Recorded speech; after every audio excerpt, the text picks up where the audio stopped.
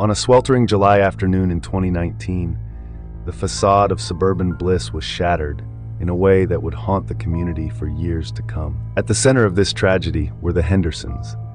Thaddeus, a 45-year-old investment banker with a reputation for his work ethic and community involvement, and his wife, Margot, a 43-year-old part-time yoga instructor known for her vibrant personality and infectious laugh. They had been fixtures in the community for over a decade, their seemingly perfect marriage the envy of many. Next door lived the Coopers, Elaine, a widow, and her 19-year-old son, Liam, a college sophomore home for the summer. The Coopers had moved in 5 years ago, and while they kept to themselves more than most, they were generally well-liked by their neighbors. No one could have predicted that these ordinary lives would collide in such a catastrophic way. Thaddeus Henderson had always been driven by ambition. Born to working-class parents in rural Iowa, he had clawed his way up the social ladder through sheer determination and an almost obsessive work ethic. By his early 30s, he had established himself as a rising star at a financial company. His colleagues admired his sharp analytical mind, and his clients appreciated his no-nonsense approach to wealth management. Margot Sinclair, as she was known before her marriage, had a different trajectory. The daughter of a college professor and an artist, she grew up in a household that valued creativity and self-expression. She studied modern dance at university, dreaming of a career on stage. However, a knee injury in her senior year derailed those plans, leading her to pivot toward yoga and wellness coaching. Their paths crossed at a charity gala in 2003. Thaddeus, already successful but lacking in social graces, was immediately drawn to Margot's vivacity and charm. For Margot, Thaddeus represented stability and the promise of a comfortable life that would allow her to pursue her passions without financial worry. They married a year later in a lavish ceremony that was the talk of their social circle. The early years of their marriage were happy ones. Thaddeus's career continued to flourish, and he took pride in providing Margot with the life he felt she deserved. Margot, for her part, threw herself into being the perfect corporate wife, hosting dinner parties and attending social events that were crucial for Thaddeus's networking. She also began teaching yoga part-time at an upscale studio, finding fulfillment in helping others achieve balance and inner peace. But as the years wore on, cracks began to appear in their carefully constructed life. Thaddeus's work hours grew longer, his ambition pushing him to chase ever bigger deals and clients. He was rarely home before 9 p.m., and even when he was physically present, his mind was often elsewhere, constantly checking his phone for emails or market updates. Margot, approaching her 40s, found herself increasingly restless. The yoga classes and charity committees that once filled her days now felt hollow. She began to question the choices that had led her to this point, wondering if she had traded her dreams for a gilded cage. The couple's failure to conceive, despite years of trying, added another layer of strain to their relationship. By the summer of 2019, the Hendersons' marriage was a carefully maintained facade. To the outside world, they still appeared to be the golden couple. Thaddeus continued to excel at work, recently closing a deal that put him in line for a partnership. Margot's yoga classes were more popular than ever, her students drawn to her warmth and apparent serenity. But behind closed doors, they were virtual strangers. Conversations, when they happened, were perfunctory and centered around schedules and social obligations. Physical intimacy had become a rare occurrence, each touch laden with unspoken resentments and unfulfilled expectations. Neither Thaddeus nor Margot was willing to admit, even to themselves, how far they had drifted apart. It was easier to maintain the illusion, to go through the motions of a happy marriage, than to confront the emptiness that had grown between them. Little did they know that this unacknowledged chasm in their relationship was about to become the catalyst for a tragedy that would shatter not just their lives, but the entire community of Riverside. The Coopers had moved into the house next door to the Hendersons in 2014, following the death of Elaine Cooper's husband, Dr. Reginald Cooper, a respected oncologist. Reginald had succumbed to the very disease he had spent his life fighting, leaving Elaine to raise their son Liam alone. Elaine, a soft-spoken librarian, had initially struggled to adjust to life in the new community. The move from their modest home in St. Paul had been necessary to escape the memories that haunted every corner of their old house. But the affluent suburb felt alien to her. She found solace in her books and in tending to the garden that soon became the envy of the neighborhood. Liam Cooper was 14 when they moved in, a lanky, introverted teenager, more comfortable with computers than with people. The transition to a new school had been difficult, and he often found himself the target of bullies who mocked his secondhand clothes and quiet demeanor. It was during this time that Thaddeus Henderson had taken Liam under his wing, offering him a job mowing lawns and doing odd jobs around the neighborhood. Over the next 5 years, Liam had blossomed. The awkward teen grew into a handsome young man, his natural intelligence finally finding an outlet in his computer science studies at university. Despite his growing confidence, Liam remained devoted to his mother. He worried about her isolation and loneliness, and made a point of coming home most weekends, even when his friends were planning parties or road trips. It was on one of these weekend visits in early June that he first encountered Margot Henderson in a new light. Elaine had always been grateful for the Hendersons' kindness, particularly Margot's efforts to include her in neighborhood activities. She often spoke of Margot's generosity, unaware of the complex emotions brewing beneath the surface of her son's polite nods. The spark that ignited the affair between Margot Henderson and Liam Cooper was as unexpected as it was intense. It happened on a balmy evening in early June, during one of the Hendersons' legendary summer barbecues. Thaddeus, as usual, was holding court near the grill, regaling his colleagues with tales of his latest financial coup. Margot, feeling particularly isolated amidst the crowd, had retreated to the relative quiet of the pool house to replenish the ice bucket. Liam, who had been reluctantly dragged to the party by his mother, chose that moment to seek refuge from the noise and forced socializing. He entered the pool house, not realizing it was occupied, and found Margot struggling with a large bag of ice. Their eyes met, and in that instant, something shifted. He moved to help her with the ice, their hands brushing. They stood there momentarily frozen, the cold of the ice contrasting sharply with the heat building between them. It was Margot who broke the silence, her voice husky as she thanked him. Liam, usually so articulate, found himself stammering in response. That brief encounter set the stage for what was to come. Over the next few weeks, Margot and Liam found themselves manufacturing reasons to be in each other's company. It started innocently enough, Margot asking Liam for help with her laptop, Liam offering to assist in her garden. Each interaction was charged with an undercurrent of attraction that they both tried to ignore. Their first kiss happened almost a month after the barbecue. Liam had been helping Margot set up for one of her yoga classes in the park. As they finished, a sudden summer storm broke out. They ran for shelter under a nearby gazebo, laughing and breathless as the rain poured down around them. Margot looked at Liam and felt a surge of desire she hadn't experienced in years. Before she could think better of it, she leaned in and kissed him. From that point, their affair escalated quickly. They were reckless, driven by a combination of Liam's youthful passion and Margot's desperation to feel alive again. They met in secluded spots around town, in the back row of the local cinema, in a hidden corner of the public library, and most dangerously, in the Henderson home when Thaddeus was at work. Each encounter left them craving more, the gulf in their ages forgotten in the heat of their stolen moments. Margot felt rejuvenated, rediscovering parts of herself she thought long lost. Liam, for his part, was intoxicated by Margot's experience and the taboo nature of their relationship. But as the summer wore on, the strain of maintaining their secret began to show. Close calls became more frequent, a neighbor almost catching them in an embrace, a suspicious glance from Elaine when Margot's name came up too often in conversation. The guilt, too, started to weigh on them both. Liam struggled with the knowledge that he was betraying Thaddeus, a man who had been nothing but kind to him. Margot found herself lying more and more to her husband, each deception another crack in the foundation of her marriage. Yet despite the risks and the guilt, neither seemed able to end the affair. They were caught in a whirlwind of passion and need, blind to the devastating consequences that loomed on the horizon.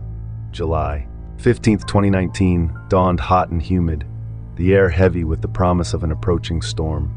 It was a Monday, and Riverside stirred to life as its residents prepared for another week of work and routine. For Thaddeus Henderson, it began like any other day. He rose early, donned one of his impeccably tailored suits, and left for the office before Margot even stirred from sleep. Margot woke later, her mind already racing with plans for the day ahead. Thaddeus had informed her the night before that he would be working late, a crucial client dinner that could seal his partnership deal. For Margot, this meant an opportunity. She sent a text to Liam, her heart racing as she suggested he come over in the afternoon. Liam, who had been agonizing over the affair for days, saw the message as a chance to end things face to face.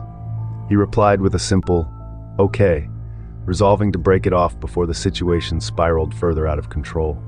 The day passed slowly for both of them. Margot went through the motions of her morning yoga class, her usual serenity replaced by a nervous energy that her students couldn't help but notice. Liam, at his summer job, found it hard to focus on the lines of code on his screen, his mind constantly drifting to thoughts of Margot and the conversation to come. At 2:30 p.m., Liam made his way next door, glancing furtively around to ensure none of the neighbors were watching. Margot ushered him in quickly, her face flushed with a mixture of excitement and anxiety. It was Liam who broke the silence, starting to say that they needed to talk, but Margot, misreading his intention and driven by a desperate need to feel desired, cut him off with a passionate kiss. Despite his reservations, Liam found himself responding, his resolve weakening in the face of Margot's intensity. What happened next was a blur of discarded clothes and tangled limbs as they made their way to the master bedroom, all thoughts of ending the affair temporarily forgotten as they lost themselves in each other. Meanwhile, across town, Thaddeus Henderson sat in his office, frowning at his computer screen. The numbers for the client presentation weren't adding up, and he knew he'd have to redo a significant portion of his work. Frustration mounting, he made a snap decision. He would go home, regroup, and return to the office later to finish up before the dinner. At 3:45 p.m., Thaddeus's car pulled into the driveway. He noticed Liam Cooper's beat-up Honda parked a little way down the street, but thought nothing of it. Probably helping Elaine with some errand, he mused as he unlocked the front door. The house was quiet as Thaddeus entered, but something felt off. A half-empty glass of wine sat on the coffee table, unusual for Margot at this hour. Then he heard it, a muffled sound coming from upstairs. Frowning, he climbed the stairs, the noise growing louder as he approached the master bedroom. What Thaddeus saw when he opened the door would be forever seared into his memory.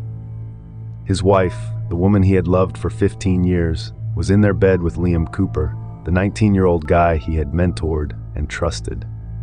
With a roar of rage and pain, Thaddeus lunged forward, his hands, so used to manipulating numbers and shaking on business deals, now curled into fists. He grabbed Liam, yanking him off the bed. Margot screamed, scrambling to cover herself and separate the two men, but her efforts were in vain. Thaddeus's first punch caught Liam squarely in the jaw, sending the younger man stumbling backward. Driven by adrenaline and fear, Liam fought back.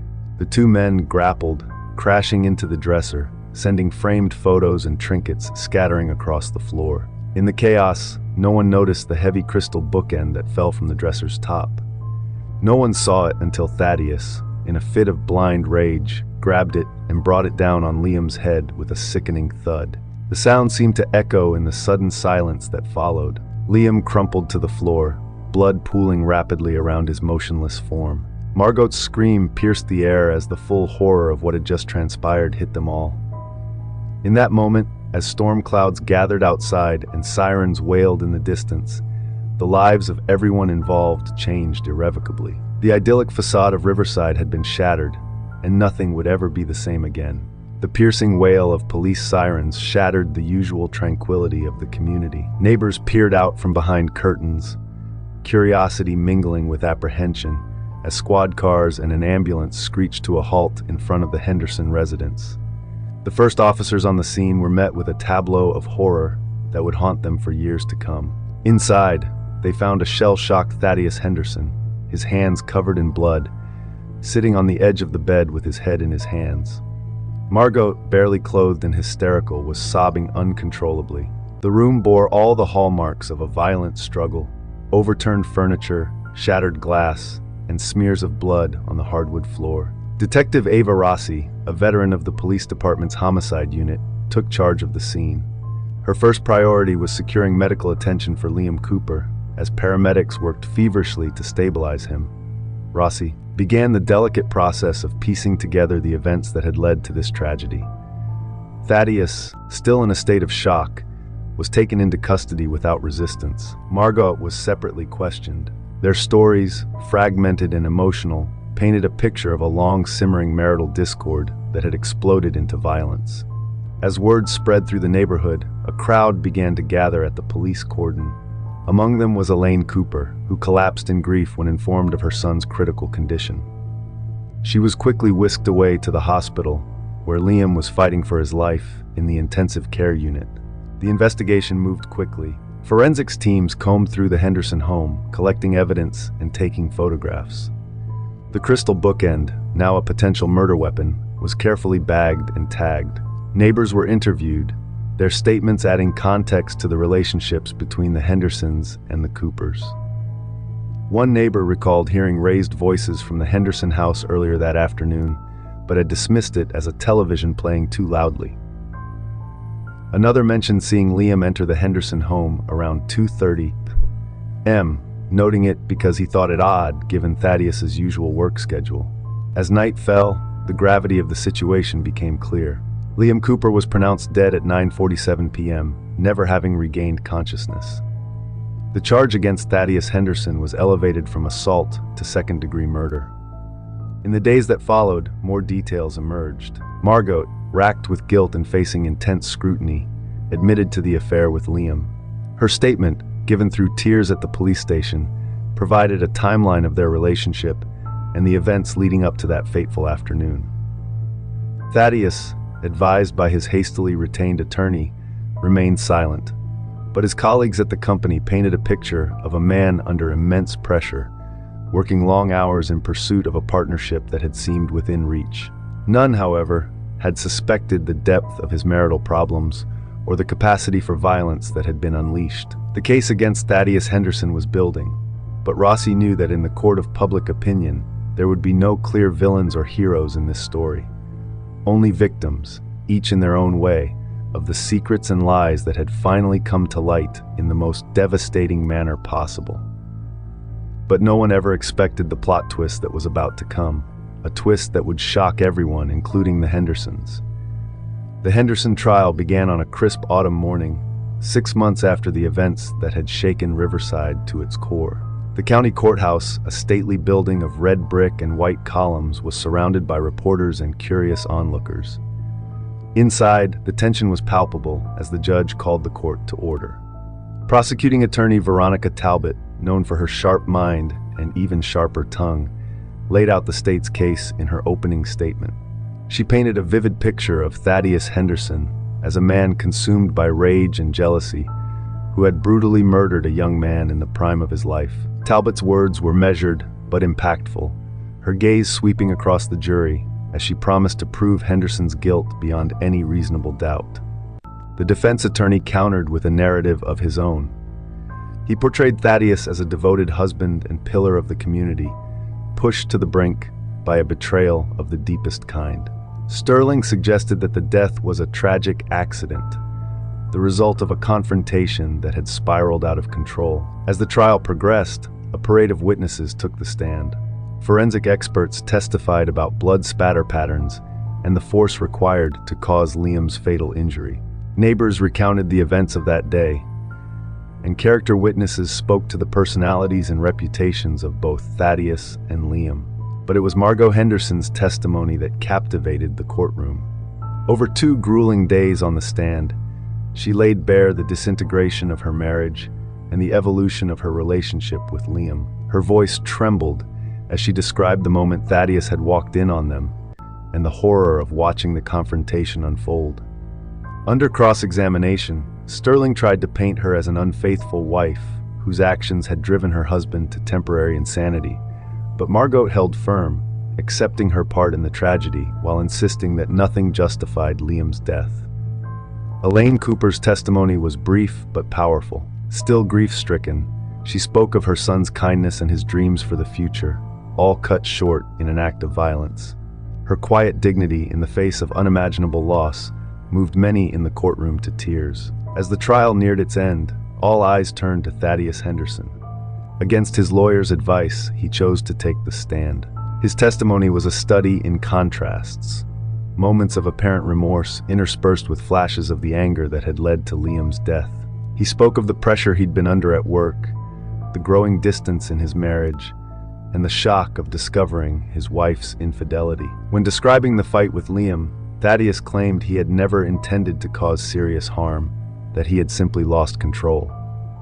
As the trial progressed, expert witnesses from the field of psychology were called to provide insight into the minds of those involved in the tragic events. Dr. Cho explained that Thaddeus's actions could be understood through the lens of what psychologists call intermittent explosive disorder, characterized by episodes of violent, aggressive behavior disproportionate to the situation.